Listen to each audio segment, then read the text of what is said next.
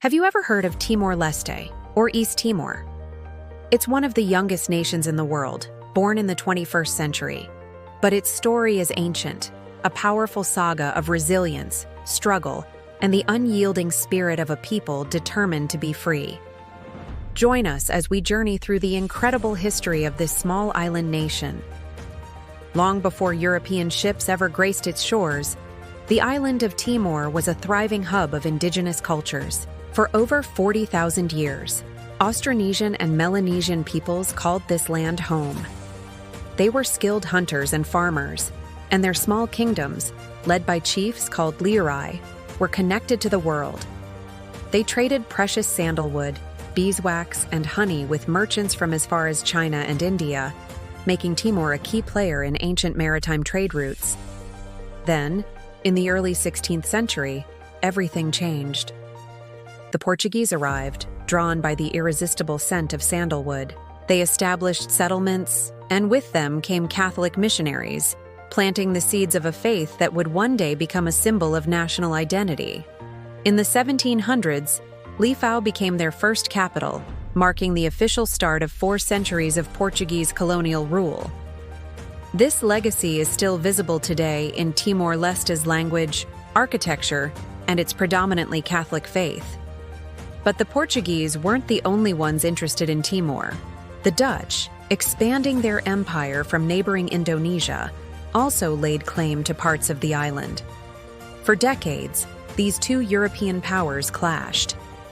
Finally, in 1859, the Treaty of Lisbon drew a line on the map, splitting the island in two. The western half went to the Dutch, and the eastern half remained with Portugal. This single treaty sealed Timor's destiny, creating a division that would have profound consequences for centuries. Life under Portuguese rule was far from easy. The colonial administration largely neglected the territory, focusing more on exploiting its resources than developing its infrastructure. Most of the population lived in poverty, relying on subsistence farming with minimal access to education or health care. But even in these difficult times, the Catholic faith took deep root, offering spiritual comfort, and later, a powerful rallying point for unity and resistance against oppression. The world was thrown into turmoil during World War II, and Timor was not spared.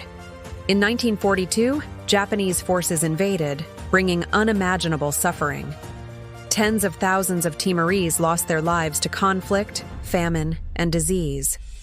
After Japan's surrender in 1945, the Portuguese returned, but nothing had changed. As decolonization movements swept across Asia, East Timor remained trapped in time, one of the most underdeveloped and forgotten colonies in the world. The winds of change finally reached Timor in 1974. A revolution in Portugal, known as the Carnation Revolution, led the new government to decolonize its overseas territories. In East Timor, this sparked the rise of local political parties, Fretilin, which called for immediate independence, and UDT, which favored a more gradual transition. Tensions between the two erupted into a brief civil war. Fretilin emerged victorious, and on November 28, 1975, they declared the independence of the Democratic Republic of East Timor. But this freedom was tragically short-lived. Just 9 days later, on December 7, 1975, Indonesia invaded, claiming it was preventing the rise of a communist state on its doorstep. The invasion was swift and brutal. By 1976, Indonesia had formally annexed East Timor as its 27th province, a move never recognized by the United Nations or the international community. For the people of East Timor, a 24-year nightmare had just begun. The period of Indonesian occupation was one of the darkest in modern history. The East Timorese people endured unimaginable suffering. The Indonesian military was responsible for widespread human rights abuses, including massacres, torture, and forced relocations that led to devastating famine. It's estimated that over 200,000 people, nearly a third of the entire population, perished during this time. Yet, through it all, the flame of resistance never died. It flickered in the mountains, where armed fighters waged a guerrilla war, and it burned in the hearts of diplomats who fought for their cause on the world stage. A pivotal moment came in 1991. During a peaceful memorial procession in Dili, Indonesian soldiers opened fire on the crowd. Over 250 innocent people were killed in what became known as the Santa Cruz Massacre. Crucially, the event was captured on film by foreign journalists. The shocking footage was broadcast worldwide, exposing the brutal reality of the occupation to a global audience. The world could no longer look away. International support for East Timorese independence began to surge. Finally, after years of intense international pressure, a breakthrough occurred in 1999. The Indonesian government agreed to a UN-supervised referendum. On August 30th, the people of East Timor were given a choice: remain part of Indonesia or become an independent nation. With incredible courage, they flocked to the polls. The result was overwhelming. Nearly 80% voted for independence. But the celebration was immediately crushed by a wave of horrific violence. Pro-Indonesian militias, backed by elements of the military, unleashed a scorched earth campaign, destroying homes, towns, and killing hundreds, forcing thousands to flee. In response, the international community acted. A United Nations peacekeeping force, led by Australia, intervened to restore order.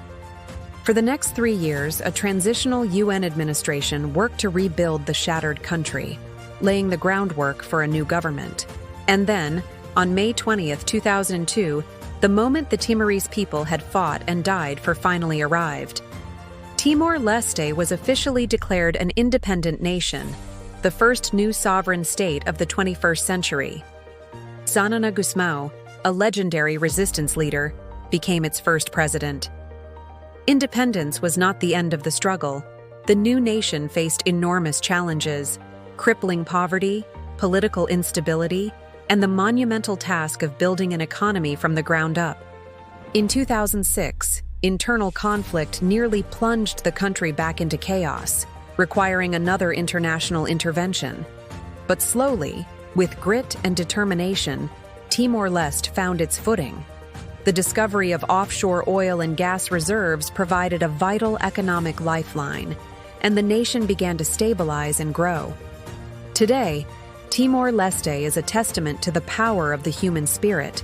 It is a vibrant, democratic nation, its culture a beautiful mosaic of indigenous traditions, Portuguese heritage, and a deep-rooted Catholic faith. Its journey from a forgotten colony to a nation forged in fire is one of the most inspiring stories of our time. The people of Timor-Leste continue to build a brighter future, strengthening their democracy, improving education, and working towards prosperity. Their story reminds us that with courage, unity, and unwavering hope, even the smallest nations can win their freedom and stand tall with dignity. Thank you so much for watching this incredible story of resilience. If you found this video moving and informative, please give it a thumbs up and subscribe to our channel for more stories from around the world. We'll see you in the next one.